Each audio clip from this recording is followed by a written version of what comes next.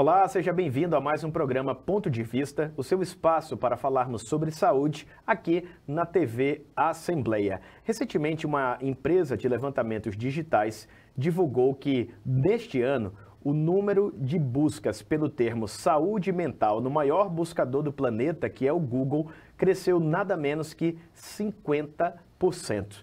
Isso é um indicativo de que a maior parte das pessoas pode ter passado a se preocupar mais com a saúde mental ou até mesmo buscar tratamento. E sobre essa temática, sobre esse indicador, nós vamos conversar agora com a psicóloga clínica Adelaide França, a quem já agradeço aqui pela presença. Seja muito bem-vinda, viu? Obrigada. Como é que você encara, doutora, esse crescimento por um termo que até muito tempo atrás, pelo menos para a maior parte da população, ou era desconhecido, ou era ignorado, e agora acabou entrando praticamente nesses trend topics aí no Google, né, nos indicadores de maior frequência de pesquisa? Então, eu encaro por dois pontos, né? O primeiro é que é positivo, né, que as pessoas estejam agora, depois de tanto tempo, colocando a saúde mental aí em xeque, né, colocando a saúde mental como parte da saúde, né, que é uma luta já da gente que é profissional da área, mas também preocupa, né, porque os dados realmente eles mostram que as pessoas estão mais estressadas, né, com mais ansiedade, mais depressivas também. Então dá para a gente ver por dois lados, né, um mais positivo e um mais preocupante também. No final das contas, é quase que indissociável ainda o período que vivemos da pandemia para alguns reflexos da área de saúde que estão acontecendo ainda em 2023. Recentemente, a própria Organização Mundial de Saúde acabou tirando essa classificação de alto risco da Covid-19, né, por conta naturalmente do controle que foi feito pelas vacinas, da diminuição do caso de mortes e até de agravamentos pela contaminação. Sim. Mas não podemos nos esquecer que até o ano passado esse status ainda estava em voga. Sim. E você acredita que a pandemia de alguma forma acabou potencializando tanto os problemas quanto também essa maior busca de uma solução? Sem dúvida nenhuma. Eu acho que a pandemia foi o que realmente fez as pessoas entenderem, né, que a linha é muito tênue, né, para o que é considerado saudável mentalmente e o que não é. Né? Então, as pessoas passaram pessoas que já conviviam até com ansiedade, né, passaram a entender que era algo não tão rotineiro. Né, comum, né? Comum, exato. Que podia realmente ser algo que prejudica. Né, que faz com que pessoas não consigam ir trabalhar, por exemplo, dentro de um quadro de ansiedade. Então, eu acho que a pandemia ela trouxe isso, né, ela intensificou, né, ela mostrou que não é bem assim, né, que precisa de cuidado, que precisa de prevenção também, né, porque ainda acaba que as pessoas só buscam quando já existe algo. Né, e isso é também uma coisa que a gente precisa bater na tecla, que saúde mental ela pode e deve ser também tida como uma prevenção. Eu quero só pegar esse gancho que você acabou de dar aqui para falar sobre a questão de um paradigma, né, de uma mudança social que acabou acontecendo também a partir desse período da pandemia, que foi justamente a mudança no perfil do formato de trabalho. Sim. Antes da pandemia, pelo menos aqui no Brasil, a maioria absoluta dos trabalhadores exercia a sua atividade profissional dentro de um ambiente físico que normalmente fazia parte da estrutura da empresa. E na pandemia, houve, digamos, uma aceleração de uma tendência mundial que era essa desvinculação física. Sim. Surgiu, então, na verdade não surgiu, né? Começou a ser mais amplificado, mais aplicado o formato de trabalho home office, no qual o trabalhador faz da casa dele, de algum outro ponto, a atividade que muitas vezes ele fazia presencialmente ou até que ele teve a oportunidade de fazer a partir dali, trabalhando aqui, por exemplo, de Alagoas para uma empresa de São Paulo, tal, o que é bom, mas também tem implicações, com certeza, para pessoas que eventualmente tinham, como a senhora, como você disse ali, um possível gatilho de ansiedade, sim, de depressão. Não sei se até essa ausência de contato físico, de interação física com outras pessoas pode também favorecer. Sim, também, como também a questão de não desligar, né? Porque as pessoas passaram a viver trabalhando, né? A gente já vive muito nesse lugar de acelerado. As pessoas elas estão muito aceleradas, né? Então, e o home office tem a parte positiva, claro, inclusive para a psicologia, né? Porque a gente hoje tem atendimentos online, que também não era algo possível antes, e agora é. Mas as pessoas passaram a não desligar, né? Porque elas passam o tempo inteiro, o trabalho é em casa, é home office, então muitas vezes elas não desligam e não têm o tempo de descanso, que é importante também para a nossa saúde mental. Né? O lazer, ele faz parte da nossa saúde mental também, né? A gente desligar, a gente entender que precisa ali de um tempo para repor as energias, né? Então, tem também o lado negativo, mas, claro, tem o positivo, como, por exemplo, que eu acho que também ajudou nessa procura, porque as pessoas também, hoje em dia, é muito questão de rede social, influenciadores. Esse contato mais direto, talvez, com a própria plataforma de ambiente digital tenha favorecido esse conhecimento e a busca também, né? Isso. Exatamente. Agora, eu queria tocar, vocês falou no assunto que vou abordar um pouquinho mais à frente, e para não perder ainda esse gancho da prevenção, por exemplo, dos casos de ansiedade, de depressão, esses são os mais procurados, assim, diariamente no consultório, são os principais motivadores de problemas relacionados à saúde mental? Sim, a ansiedade a gente pode dizer que é o carro-chefe. Né? De 100%, por exemplo, dos atendimentos que você recebe lá no seu consultório, quantos por cento são ansiedade, depressão e outras causas, vamos dizer assim? Olha, eu diria que uns 80% é ansiedade, né? Aí, vamos lá, uns 10% depressão, porque um também pode vir a partir do outro, decorrente né? do outro, né? E os outros 10% seriam os problemas gerais, vamos dizer assim. Né? Porque, assim, a ansiedade, ela é importante que a gente fale também que ela é uma emoção, né? Então, assim, todo mundo é ansioso, né? Todo mundo, tem ansiedade, em algum momento, né? experimenta realmente a ansiedade, né? Por exemplo, antes da entrevista, eu estava um pouco... Tava um pouquinho, né? Eu compro muita coisa pela internet, né? E acaba, toda vez que vem, é um sofrimento para mim. De uma semana, eu disse, meu Deus, não chega nunca essa correspondência. Aí consulta o código de rastreio. Uma coisa tão simples, né? Mas estou falando aqui de uma ansiedade, entre aspas, positiva, que não desencadeia um problema. Mas muita gente está sofrendo bastante com algo que até pouco tempo poderia até ser tratado por alguma pessoa em detrimento da ignorância, no sentido de desconhecimento, como uma besteira. Isso, exatamente. Então, assim, a ansiedade, por ser algo que a gente já conhece, né, as pessoas acabaram entendendo, né, que ela prejudica, né, quando ela está nesse nível assim, mais disfuncional, como é que a gente fala, né? Então, assim, é com certeza uma das maiores coisas que eu recebo hoje, né? E até na prevenção mesmo, né? A gente tem como, não aprender a lidar, né? Quando a gente aprende a lidar com muitas questões, a gente consegue também aprender a lidar com essa ansiedade. Inclusive com essa, por exemplo, antes da entrevista, como eu falei, poderia ser algo que me impedisse. De estar aqui, né? De estar aqui, né? Se fosse algo realmente mais intensa, né? Como é os casos das pessoas que sofrem realmente com a ansiedade então, é importante, né, esse cuidado. Eu queria, antes da próxima pergunta, tocar num ponto que talvez gere ainda dúvidas para muita gente. É uma emoção, mas a partir do momento que ela passa a ser disfuncional, é o termo que você usou, né, que ela passa a me impedir de executar algumas funções cotidianas ou profissionais, ela pode ser classificada como uma doença, como um transtorno? Qual seria essa definição, digamos assim, mais técnica? Então, antes do diagnóstico, né, porque o diagnóstico a gente precisa de uma avaliação do psicólogo, juntamente com o psiquiatra, né? Então, assim, antes disso, o ideal é que a gente fale que foram episódios, né? Eu tive um episódio de ansiedade, Muita gente fala uma crise.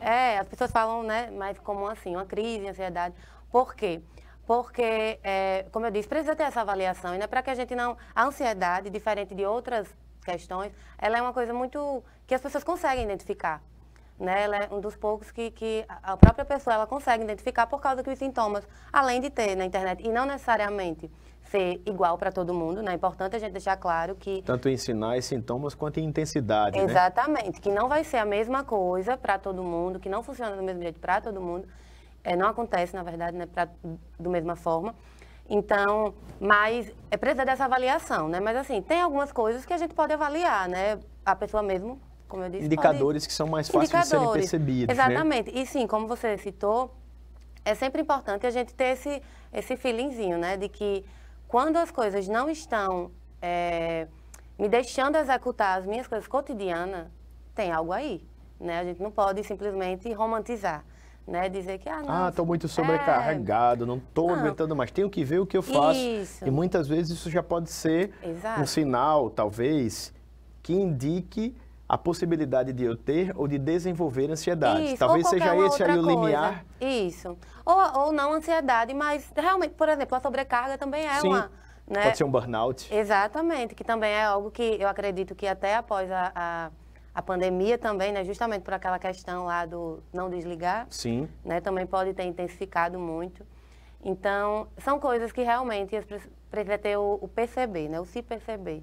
Né, e essa autoavaliação é muito importante, né? Normalmente os homens não costumam fazer isso. Vez por outra eu comento aqui que minha mãe sempre teve uma rotina de ir ao médico, né, de buscar um atendimento, de cuidar de forma precoce. Eu acabei absorvendo esse lado mais feminino, que também deve ser masculino, né? Sim. Mas muita gente acaba não fazendo uma autoanálise de como é que está o próprio corpo. Pudera a mente, não é? Exato. E isso, nesse momento em que nós vivemos, nesse novo normal do pós-pandemia, onde muita coisa socialmente, consequentemente profissionalmente, ainda está sendo assentado, se faz ainda mais necessário, né? Agora, eu não sei se a gente consegue passar aqui para quem nos acompanha, o que é que poderia ser classificado como o momento, o limite, o indicador de que, opa, realmente eu não estou muito bem, eu preciso procurar um apoio. Eu preciso dar um pulinho no consultório do psicólogo, da psicóloga. Dá para a gente ter, assim, uma noção,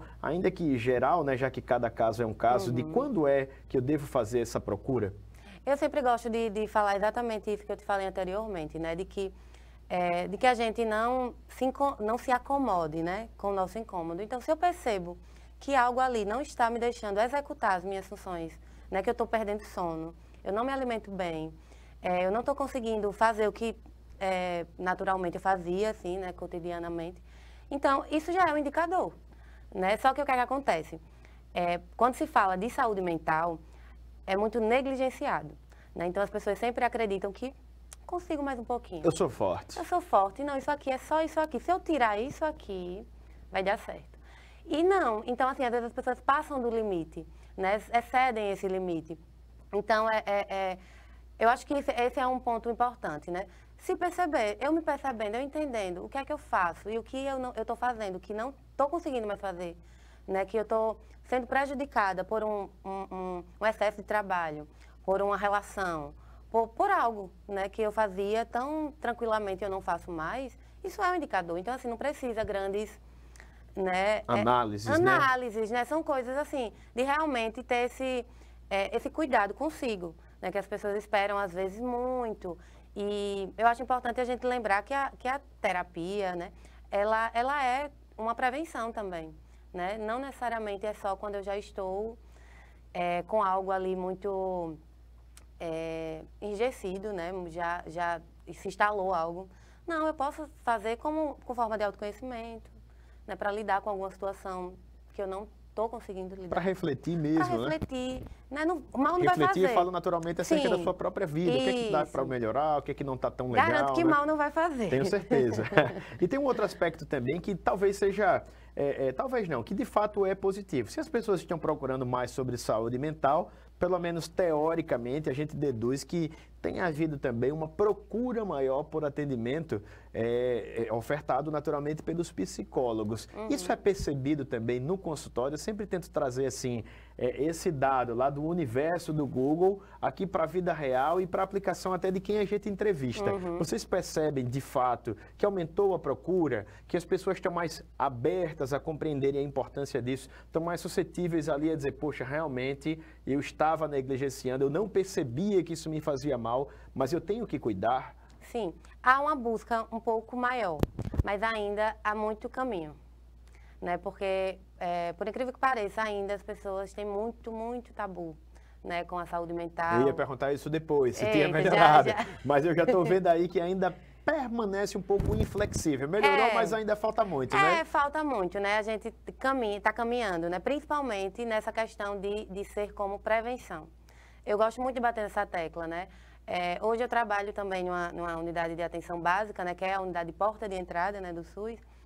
E eu acho muito interessante isso, e legal isso, né? Porque lá a gente consegue fazer atendimentos clínicos, psicoterápicos e de prevenção também, porque a unidade básica de saúde ela é para isso, né? É para uma prevenção, é para... E assim, as pessoas ainda têm muito tabu com a saúde mental, né? Tem uma busca maior, em decorrência da pandemia, de tudo que a gente já colocou aqui, mas ainda tem uma resistência, né? Então, talvez só um remédio, né? Funciona aqui, melhore. Um chazinho de noite, diminuir aquilo, porque eu tô me estressando. Isso, um exercício físico, que é bom também. É complementar, né? É complementar, exatamente. E a nossa saúde, ela não é desassociada, né? Ela é unida. Então, assim, mas existe, né? A busca aumentou, sim, consideravelmente, mas não é algo... existe também o outro lado que ainda está difícil um pouquinho. Ainda existe também, dentro do que você falou, eu tento aqui ficar imaginando o que ocorre lá no consultório, como é que esse atendimento acaba transcorrendo, né? Porque não é um atendimento também ao psicólogo que vai resolver o meu problema, como uma ida ao médico para tratar de qualquer doença também não resolve. Existem casos que os tratamentos, né, as terapias utilizadas ali são mais rápidas, em outros casos são mais demoradas, em algumas são mais intensas, em outros são mais leves. Cada caso, literalmente, é um caso. Há muito caso também de desistência no meio desse caminho, porque, até aqui eu não resolvi em 2 sessões, então eu não vou mais ao psicólogo, não é? Existe ainda também essa busca, mas a falta de conhecimento e de abertura para entender como é essa sistemática terapêutica de atendimento. Demais. Eu costumo falar que os pacientes, eles se dão alta. Né? Isso é muito ruim, né? Porque senão ele também poderia se cuidar, né? Exato. Sem a necessidade de um profissional. Exatamente, né? Mas é muito comum, né? Eles deixarem ali o processo no meio do caminho, né? Não entender realmente que é um processo. E como todo processo, ele vai caminhando aos pouquinhos, e que tem casos e casos, né? E que também vai muito da individualidade, né? Do quanto aquela pessoa está realmente ali naquele processo, né? Eu sempre gosto de falar que a terapia não é só você ir, porque ir para a terapia é o mais fácil, entre aspas, né? Assim, você vai lá, senta e tal, mas você precisa querer estar ali, né? Para que aquilo funcione. Você precisa querer realmente fazer psicoterapia. E às vezes esse querer depende muito do entender o que é aquele serviço ofertado, né? E até por causa da pressa, né? As pessoas querem... E por isso, né, que os índices também até de medicamentos, né? Que as pessoas costumam ainda se medicando muito, ainda estão se medicando muito. Automedicando, né? Nesse caso aí. Se automedicando demais.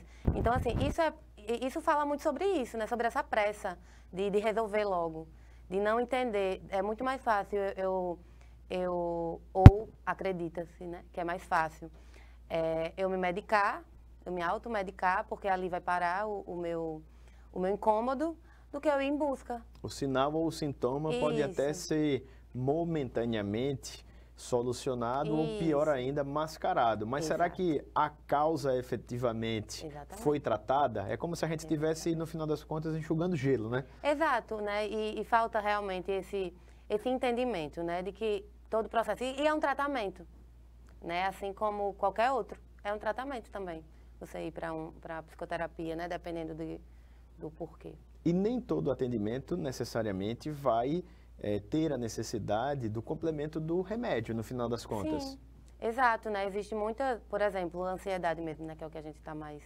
abordando aqui, né? É uma coisa que a gente consegue, dependendo, claro, né? Da avaliação lá do profissional. É algo que a gente consegue estabilizar, né? O que o paciente passe a lidar, sem precisar de medicamento. Só que, às vezes, ele faz o caminho meio que inverso. Ele vai logo para o psiquiatra, que a gente avalia também, se for necessário, vai encaminhar. Assim como o psiquiatra também, geralmente, ele encaminha para o psicólogo para que continue fazendo ou que faça, ou que inicie. Mas, às vezes, os pacientes, eles fazem esse caminho inverso, né? Vai logo lá na medicação, porque... Estão naquela... Está tão ansioso, tão ansioso. Que acaba exigindo um pouco mais achando que precisa de mais daquilo. Exato. Que pode até ser o caso eventualmente, mas nem sempre, né? Nem sempre, exato. O fluxo natural seria psicólogo para, após essa avaliação inicial deste profissional, caso necessário, haja um encaminhamento para um psiquiatra. É o ideal, né? Mas também se for do outro... No outro fluxo não tem problema. Não tem problema também, contanto que busque, né, os profissionais da área, né, que é a luta, né? É para que as pessoas passem a buscar esses profissionais. Né? Agora eu vou fazer uma pergunta que diz respeito mais aos psicólogos em si do que aos pacientes. Sim. Como é que é essa casadinha? Né? Psicólogo com psiquiatra. Como é que é esse trabalho integrado? Então, a gente tenta, como por exemplo, o diagnóstico.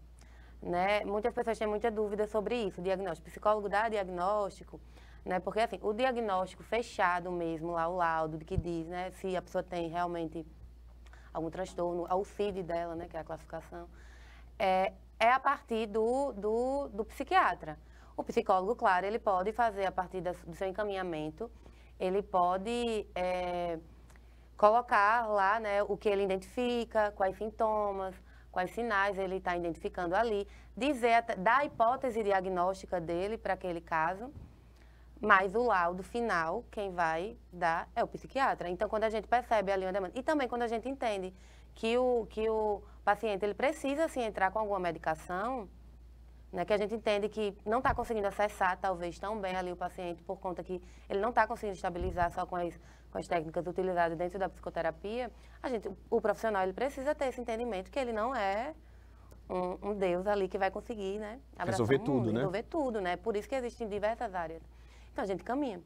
E assim, o psiquiatra, hoje em dia, os psiquiatras, eu recebo muitos pacientes, né, vindo do psiquiatra, né, tendo essa orientação, e não só do psiquiatra, nutricionista, a rede, né, multi, assim, tá bem, eu acredito que também esse tabu, ele está sendo quebrado aos pouquinhos, mas também até dentro da própria saúde mesmo, a gente está sendo muito mais solicitado.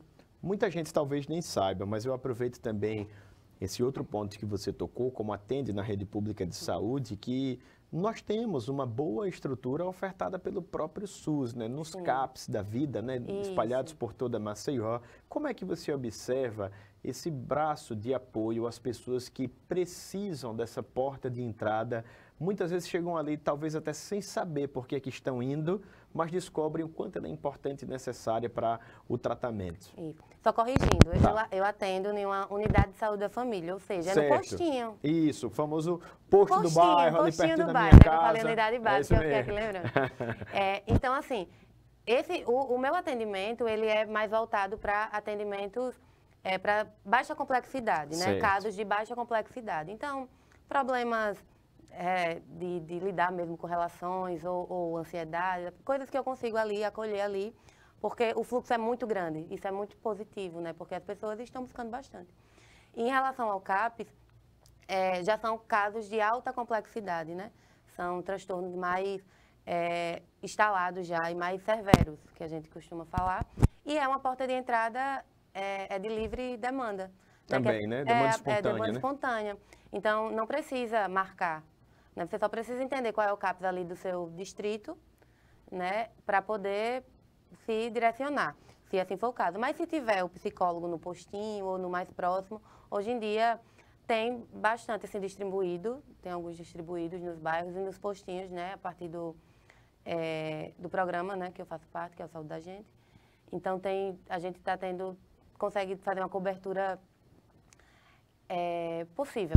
Digamos assim que se no postinho lá perto da minha casa não tem, certamente alguém vai me encaminhar para onde haja esse atendimento. Isso. E dentro desse daí de baixa complexidade, a partir de uma avaliação inicial, pode haver esse encaminhamento para um atendimento no CAPS? Sim. Existe essa intercomunicação que naturalmente Sim. favorece o paciente? Sim, existe sim. Quando a gente avalia que não consegue, né, trabalhar ali com o paciente na unidade, seja por questões do caso mesmo, de alta complexidade, que vai precisar de uma rede realmente, de um atendimento mais multi, né? Porque o CAPS, ele é uma unidade mais voltada para a saúde mental, então ele tem um psiquiatra, né? Ele vai ter o fono, nutricionista, acredito.